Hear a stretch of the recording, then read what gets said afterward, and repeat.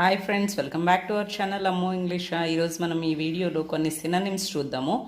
And synonym అంటే ఏంటో first తెలుసుకుందాము.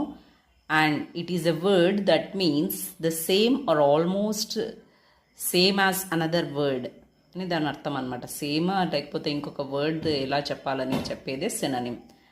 ఫర్ ఎగ్జాంపుల్ బిగ్కి సినోనిమ్ ఏంటంటే లార్జ్. అండ్ అలాగే కొన్ని సినోనిమ్స్ తెలుసుకుందాము. హ్యాపీ సినోనిమ్ వచ్చేసి జాయ్ఫుల్.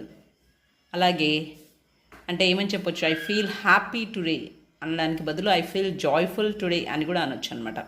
అలాగే బిగ్ అంటే హ్యూజ్ అనొచ్చు. అండ్ స్మార్ట్ అని ఎవరినైనా అన్నారనుకోండి, that is equivalent to intelligent అనమాట.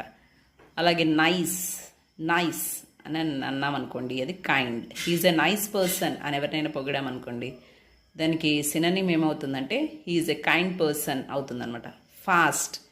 ఫాస్ట్గా చేయదైనా చెప్తాం కదా, దానికి సినోనిమ్ క్విక్ అనొచ్చు అనమాట. He is a quick runner.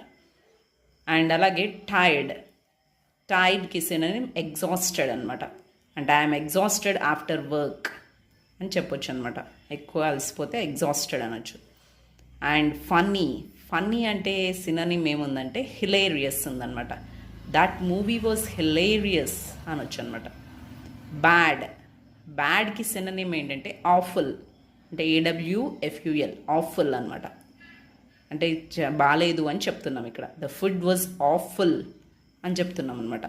And ఈజీకి synonym వచ్చేసి సింపుల్ అనమాట. ద టెస్ట్ ఈజ్ సింపుల్ అనొచ్చు అనమాట.